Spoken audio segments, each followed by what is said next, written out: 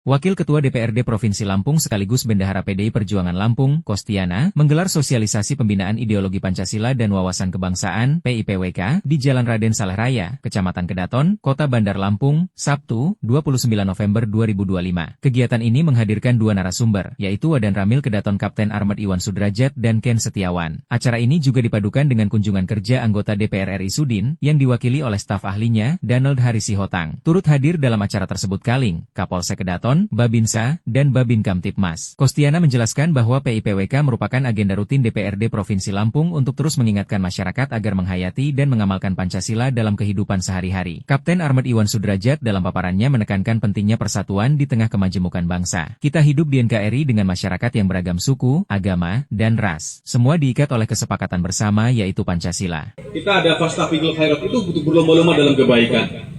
Ada masalah kita disediakan sila keempat, musyawarah mufakat.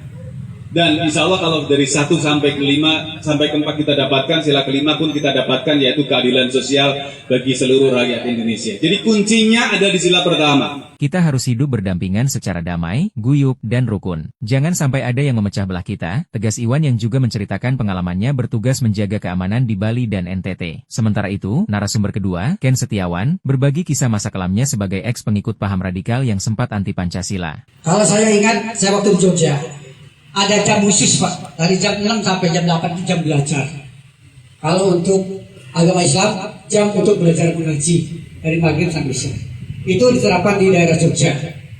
Nah, saya tanyakan, apakah bisa untuk di Lampung diperlakukan jam belajar dari jam 6 sampai jam 8. Kini, ia telah kembali mencintai NKRI dan aktif mengampanyekan bahaya radikalisme. Dulu saya menolak Pancasila karena salah guru dan pergaulan. Bahaya doktrin yang salah membuat seseorang menjadi intoleran, radikal, hingga merasa paling benar sendiri, ujar Ken. Ken, yang kini menjabat sebagai Kepala Bidang Pemuda dan Pendidikan Forum Koordinasi Pencegahan Terorisme, FKPT, Lampung. Nasionalisme adalah merasa dan menyadari ada ancaman, tantangan, hambatan, dan gangguan di sekitar kita.